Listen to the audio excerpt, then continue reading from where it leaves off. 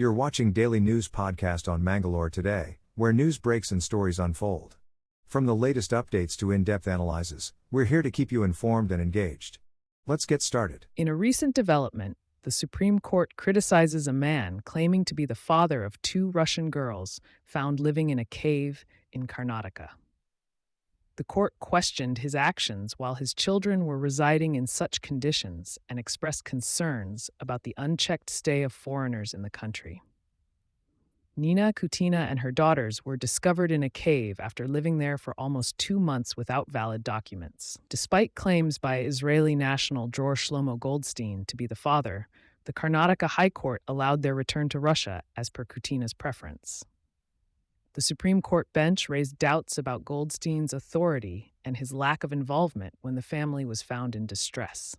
The judiciary emphasized the need for proper documentation and scrutiny of individuals residing in the nation. In a significant event at the Press Club, Mangalore, the Indian Postal Department highlighted its rich legacy with the release of a special postal cover. Sudhakar Malia, Senior Superintendent of Posts, emphasized the department's role in providing public services such as accident insurance and health insurance schemes. Through initiatives like My Stamp, various organizations can issue commemorative stamps marking historical events. The event, commemorating the Golden Jubilee celebrations of the Dakshina Kannada Working Journalists Association, saw District Information Officer Kader Shah as the chief guest. The occasion was presided over by Srinivas Nayak Indaji. Notable figures like Mangalore Press Club President P.B. Harish Rai and others graced the event.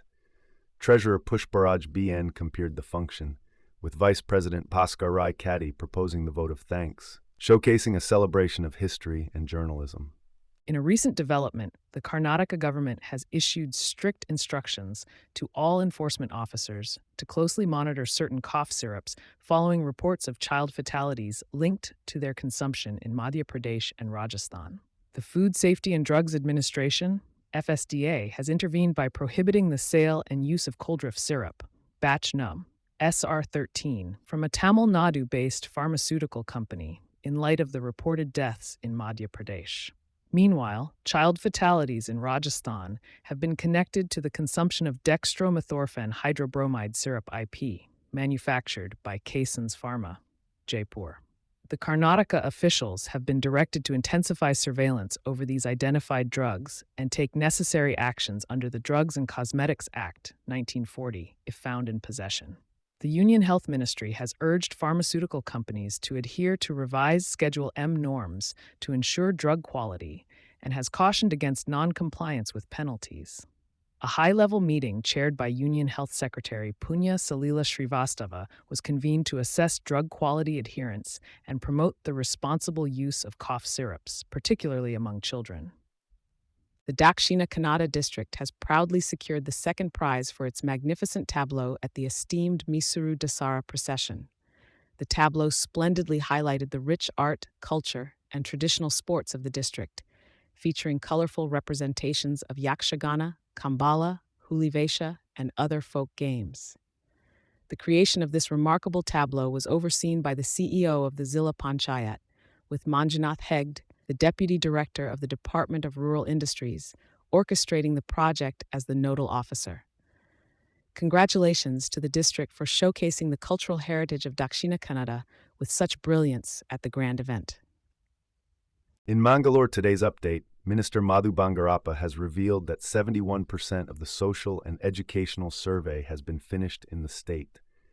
The survey in Dakshina Kannada and Udupi has faced delays due to coordination issues. While Sulia has completed 100% of the survey, Mangaluru is at 48%. The deadline for completion is nearing, with just 2 days left. The minister mentioned that decisions will be made by the chief minister based on recommendations.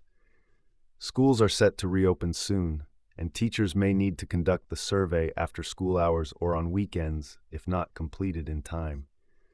Cooperation from all is crucial for the successful completion of this vital survey. Stay tuned to Mangalore today for more updates. In a shocking incident near Nurang Mosque in Kavradi, miscreants set ablaze a car parked by the roadside. The vehicle belonged to Sheikh Mohammed Gauss from Kavradi village, who was away on a trip to Hyderabad with his family. The Swift car, purchased just days before their journey, was worth 5 lakh.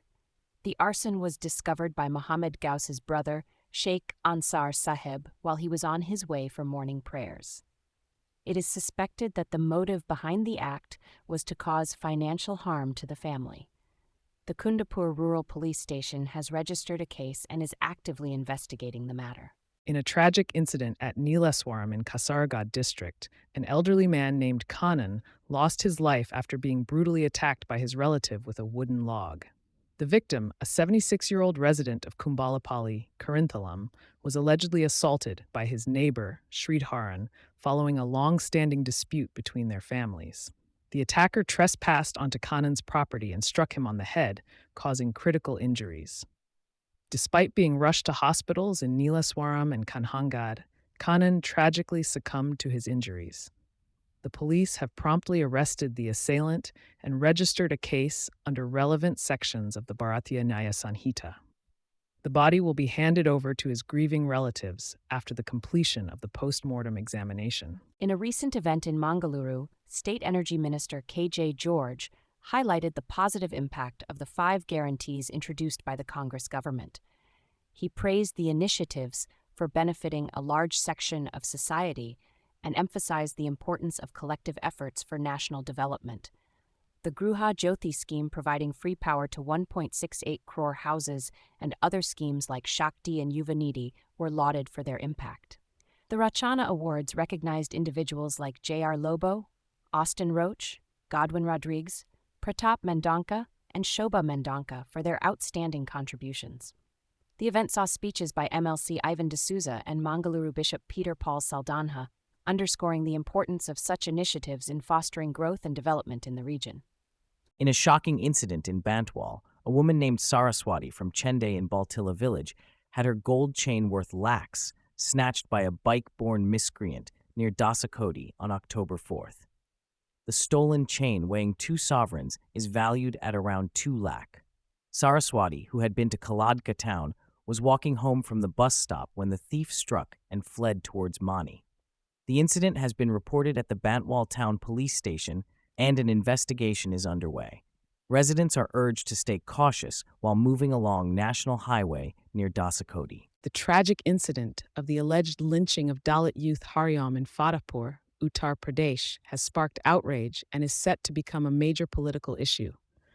The Congress Party, led by Rahul Gandhi, plans to highlight the incident as a reflection of the ruling BJP's anti-Dalit mindset and launch a statewide agitation against the Yogi Adityanath government. The victim was brutally beaten to death by a mob in Ishwardaspur village, with a viral video showing the attackers claiming allegiance to the chief minister and questioning the victim's support for Rahul Gandhi. Congress leaders have reached out to the victim's family, promising support. Police have taken action by suspending officers and arresting 5 individuals, with investigations ongoing. The Congress aims to leverage this tragedy to expose the BJP government's treatment of Dalits and garner support ahead of upcoming elections. In a historic moment, Indian scientists Mary Brunkow, Fred Ramsdell, and Shimon Sakaguchi have been awarded the prestigious 2025 Nobel Prize in Physiology or Medicine for their groundbreaking discoveries in peripheral immune tolerance. Recognized by the Nobel Assembly of Sweden's Karolinska Institute, the trio's research has revolutionized the field, paving the way for innovative treatments for cancer and autoimmune diseases. The winners will receive a prize sum of 11 million Swedish crowns and a gold medal from Sweden's king. The Nobel Prizes, established by Alfred Nobel, have honored exceptional contributions to science, literature, and peace since 1901. The Nobel ceremony in Stockholm celebrates esteemed laureates like Alexander Fleming and acknowledges vital breakthroughs like the development of COVID-19 vaccines. Stay tuned as the remaining Nobel laureates in literature, peace, and economics are announced in the coming days, continuing the legacy of innovation and excellence in these fields. In a recent incident that has raised serious concerns, an Air India flight heading from Amritsar to Birmingham in the UK encountered a mid-air scare after its ram air turbine, RAT, system deployed unexpectedly during landing. The DGCA has initiated a probe into the matter to investigate the deployment of the emergency system. The flight, AI-117, managed a safe landing in Birmingham, and investigations are underway to determine the cause of the incident. Following this scare, the Federation of Indian Pilots has urged for a thorough examination of the electric systems of all Boeing 787 aircraft in India. This incident follows the tragic crash of an Air India flight in Ahmedabad earlier this year, signifying the importance of air safety measures in the aviation industry. In a significant development, the Supreme Court has taken up the plea of climate activist Sonam Wangchuk's wife, Gitanjali Angmo, challenging his detention under the National Security Act. The court has issued a notice to the Center, Ladakh administration, and the superintendent of Jodhpur Central Jail. The activist was detained on September 26 after violent protests in Ladakh. The plea argues that his detention is not genuinely linked to national security, but an attempt to silence a respected environmentalist. The court is also considering the demand for providing medical support to Wangchuk and allowing Angmo to meet him. The government contends that the detention is lawful and accuses Angmo of creating a hype. The case is scheduled for further hearing on October 14th.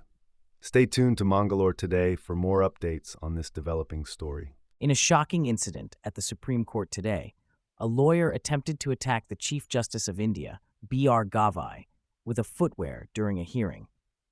The incident took place while the CJI was presiding over a bench and hearing cases. Despite the startling turn of events, CJI Gavai remained composed and urged the lawyers to carry on with their arguments without being perturbed by the incident. He was quoted as saying, "Don't get distracted by all this. We aren't distracted. These things don't affect me." The lawyer who made the attempt was heard saying, "Sanathanka apman nahi sahenge," as he left the court premises. An investigation into the incident is expected to take place soon. In a shocking video that has gone viral, under-trial prisoner Srinivasa alias Gubachi Sina was seen celebrating his birthday inside Bengaluru's Parapana Agrahara Central Jail, cutting a 5-layered cake with a knife amidst cheers from fellow inmates. The video, reportedly shot by an inmate, showed Sina wearing a garland made of apples, raising concerns over supervision and prison rule violations. Sina, accused of murder, had been arrested after being shot by police during an attempted escape. The incident has sparked a police investigation on how the video was recorded in a jail where mobile phones are prohibited. Former IPS officer Bhaskar Rao criticized the Congress-led Karnataka government over the incident, calling it a total collapse of law and order. This incident raises serious questions about the security and discipline inside the prison. In Mangalore today, devastating floods have wreaked havoc in the Darjeeling and Mirik Hills of West Bengal. At least 20 people, including children, have lost their lives in the thunderstorms and torrential rain. The overflowing rivers from Bhutan and Sikkim have flooded vast areas, displacing thousands in North Bengal districts. Hundreds of tourists are stranded in hill stations due to landslides disrupting transport. Chief Minister Mamata Banerjee mentioned that excessive rainfall and overflowing rivers have contributed to the disasters. Rescue operations are in progress, with the India Meteorological Department forecasting continued downpour. The CM announced compensation for the affected families and assured government jobs for one family member of each deceased. The National Disaster Response Force and Indian Army are assisting in rescue operations. Our thoughts are with those affected by this tragedy in West Bengal. 8 critically ill patients lost their lives in a devastating fire that broke out at the trauma center of the state-run SMS hospital in Jaipur late Sunday night. Dr. Anurag Dakad, the in-charge of the trauma center, mentioned that a suspected short circuit caused the blaze in the storage area where 11 patients were receiving treatment in the neuro ICU. The chaos ensued as smoke rapidly spread, leading to panic among patients and their families. Hospital staff and attendants displayed immense courage by evacuating patients and moving them outside amidst the turmoil. Firefighters arrived promptly to control the fire after 2 hours of intense effort. Witnesses like Vikas, a brave ward boy, recounted their heroic acts of rescuing patients. Chief Minister Bhajanlal Sharma, along with other government officials, visited the site to assess the situation. Concerns were raised by some attendants regarding the alleged negligence of hospital staff during the crisis.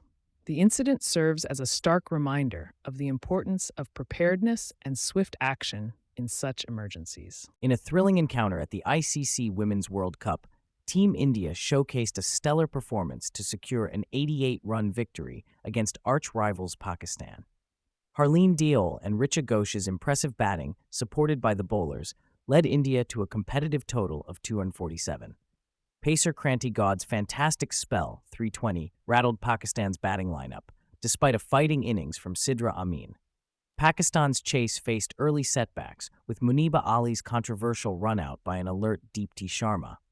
The disciplined bowling by India, along with Richa Ghosh's quick cameo, sealed the match in India's favor. This victory extended India's unbeaten streak against Pakistan in ODIs to 12-0. Amidst the cricketing action, the match saw some offbeat moments, including a bizarre run-out and a delay due to bugs invading the field. India's no handshake policy post-match continued, adding a touch of drama to an overall thrilling encounter. Thank you for joining us on today's journey through the news. For more in-depth stories and updates, don't forget to visit mangaloretoday.com. And if you value staying informed, please subscribe to our channel for timely updates. Good night, and take care.